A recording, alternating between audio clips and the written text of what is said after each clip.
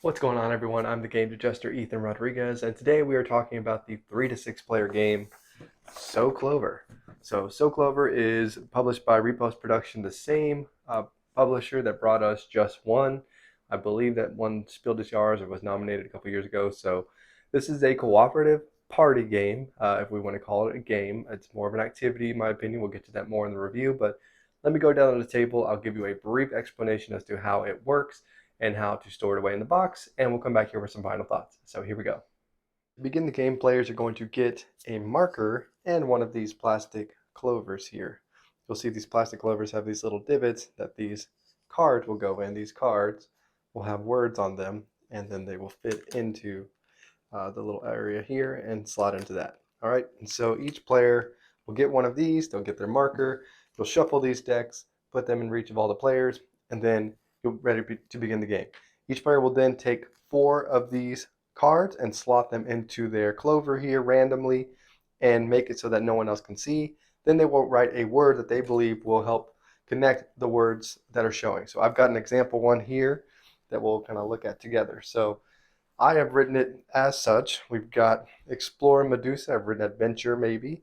Lighter and Mustard. We've got Yellow. We've also got Apprentice and Tattoo. I've written the word Artist. And then Doe and Barn. I've written Deer. All right. Now, there are some rules on what you can write. For example, if the word was princess and boy, you could not write prince, even though, it would seem to fit. It's kind of a root word, same kind of thing, princess, prince. You cannot write in other languages. So for love, you could not write amor or amore or whatever in different languages there. But beyond that, very similar to a game like Just One, if you've ever played that.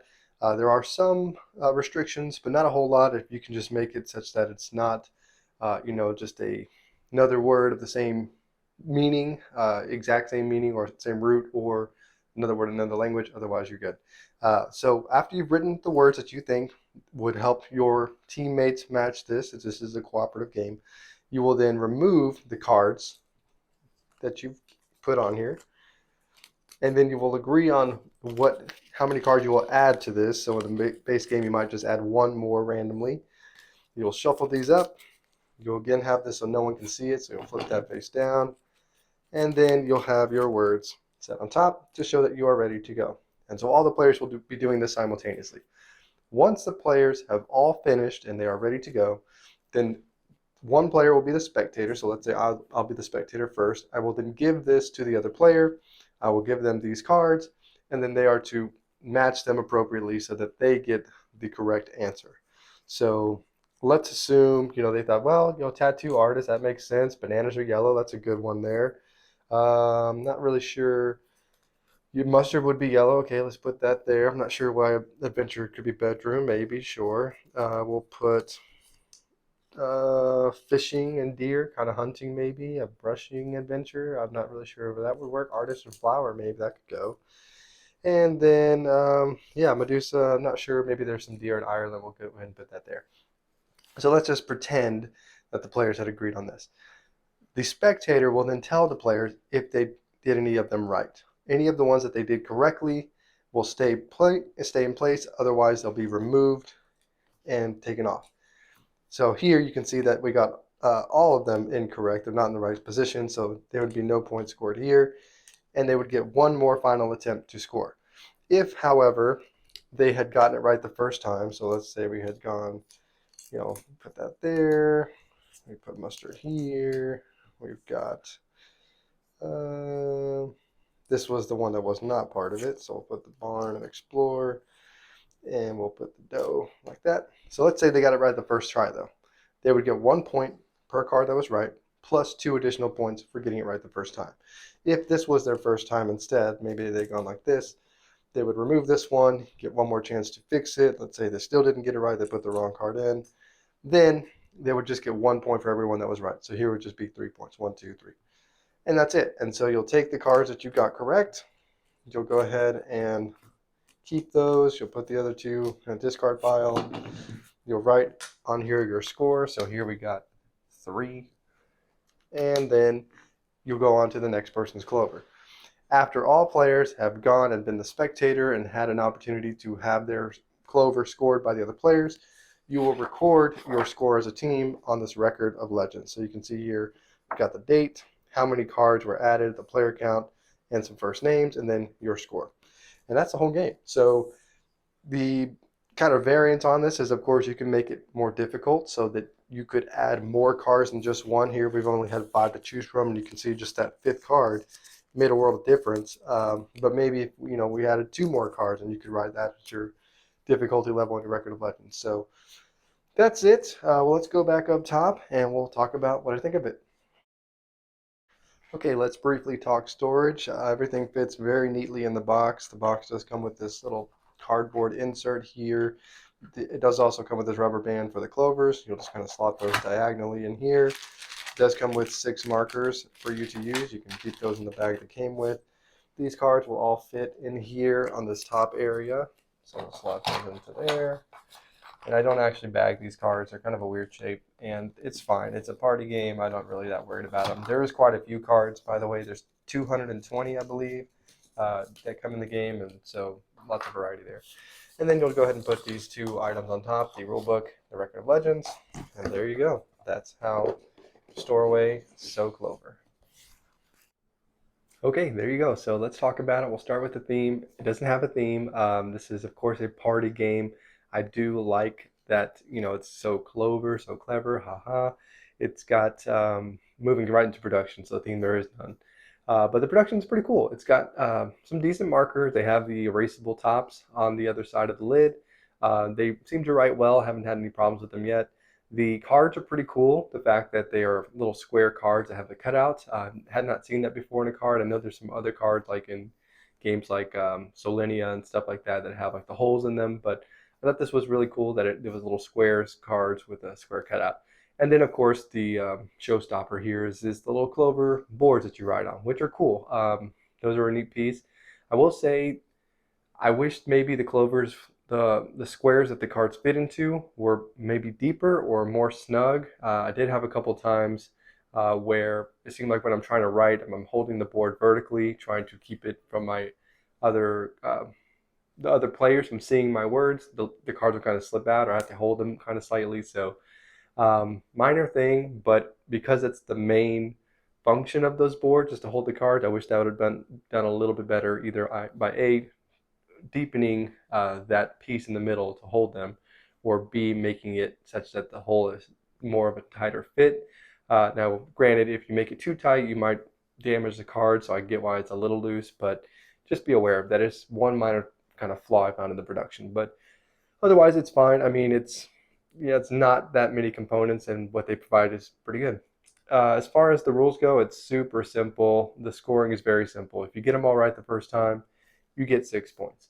If you don't, then you will get a second try, and then after the second try, you just get 1 point for each card you did right.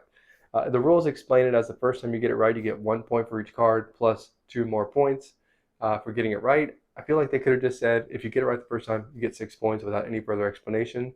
And then if you didn't get it right, you only get 1 point for each card you get after the second try. Up to 4, of course, all 4 cards if you get them all right. So maybe that could have been explained a little better. But other than that, of course, there's no player aid. This is like the one exception to my player aid rule, where I don't think it's necessary. It's not a hard game. So there you go. I think the rules are pretty good. The gameplay is cool. It's a cool activity. So I will hesitate to call it gameplay. It's you're scoring against yourself. I would have liked maybe like in Just One. I keep referring to that, but it's inevitable because it's the same, publisher, and it's going to be very similar. I think they're going to be in that same kind of field as far as party games go, where players are writing words and trying to connect the words and deduce what the player are trying to convey to the other players. So in this game, I do like that you are, writing these words, and you don't know what that random card is going to be, and you can add the difficulty there as far as maybe 1 card or 2 card or 3 card, and you start hearing some other players saying, well, I think banana is yellow, and that sounds pretty obvious, right? There's some green bananas when they're not ripe yet, but yeah, they're yellow bananas, makes sense. But then the player who wrote that never saw the word banana, so had they seen that, they maybe would have used a different word. Like in the example I had mustard and lighter, so I put yellow, but Yeah, bananas would be a pretty good fit. So that is something to consider, and I do like that you have to think not only how can I connect the words that are on the outside that are what I'm trying to connect, but also not make them too similar to a word that's on the inside. Because as a player, you might forget, hey, some of these words on the inside might also fit with this clue, and I need to make sure that it's not too close to that and enough pointed towards the clue I need so that the players get it right. If again you're going for the high score. Now this is where again more activity than game. I don't think you saw my ledger there. We haven't been keeping score as far as how we do. We just kind of do it to pass the time, and then when we get done with it, we say, okay, we're done, and we put it away. I think that's what you're getting with this package is an activity to do that's fun, quick, somewhat unique. It does drive good discussion between the players, and I do think that's a high point of this is the cooperation because you might be really fixated on one word tying to another word and adamant that it maybe needs to go on this side of the clover. But then the other players can maybe talk about does it go on the left side or does it go on the right side? Does it maybe need to be a different word that fits that all together? So that cooperation is there, and I think that's a really big redeeming factor for the game, a part of this. Although I do mostly think it's an activity. As far as the time, again, it's quick. Everybody's doing simultaneous cards and writing their words at the same time, and then after that, the spectating part maybe takes I don't know 2 to 3 minutes per player. So the box says 30 minutes, 3 to 6 player count. I think that's probably right. With 3 players, maybe it's only 15 minutes, probably less. 6 players, probably getting close to 30. And depending on how quickly they make their decisions and make they get it right the first time, it could be even shorter. Now, the more cards you add to make it more difficult, I think you add more time because you'll have more options to choose from than just like the standard 5. But I don't know that I would really do that. I don't know that this is the kind of game I'm looking to super challenge myself with. I'm just trying to, write some words down and have a good time. So there is that. You can always, make that decision on your own to add, 2, 3, 4, 5, 6 cards if you wanted to the original 4 to make it that much more difficult. So as far as variety goes, yeah, I think there's a ton of words. The fact that you can up that difficulty if you want to. I don't know how much is too much. I think I mentioned just a second ago 6. Yeah, it's probably too much. I would probably maybe limit it maybe 4, so you have a total of 8. But even then, that seems like a lot. But yeah, 220 cards, a lot of words, a lot of different ways you can turn them. You're randomly placing them on your board. That's cool. So overall, I think it's solid. I am not a huge party game fan. I do like the ones. When I think of party games, to me, I think of like Sheriff of Nottingham or Mafia, which are larger social deduction games, but I use those more in a party setting. This is a party game.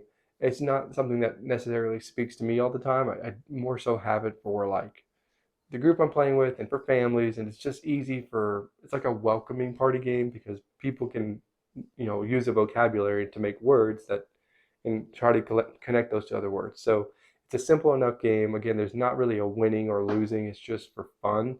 So that's why I kind of keep a few of these in my collection. So overall, I give it a 7 out of 10. Nothing amazing. Pretty good though. Really neat little boards that you can write on. I'm torn though whether I think this is better than just one. I mentioned that a few times. I don't know that I have room for both in my collection. Between the two, I think I kind of like this one better just because it's got a little bit more going on than just writing the words. But at the same time, I do like the just one, and I'm mentioning sorry, but it's inevitable again. I do like that you're comparing them to each other and having that moment of like, oh no, we wrote the same word. So maybe you can't keep both. They're not completely the same, but they're pretty close. So 7 out of 10 for me. That's what I think about So Clover. If you've played So Clover, let me know what you thought of it. If you've played just one and So Clover, tell me which one you thought was better. If there's another game like this that you think does do it better, share that in the comments below. Remember to like, comment, and subscribe, and I will catch you on the next one.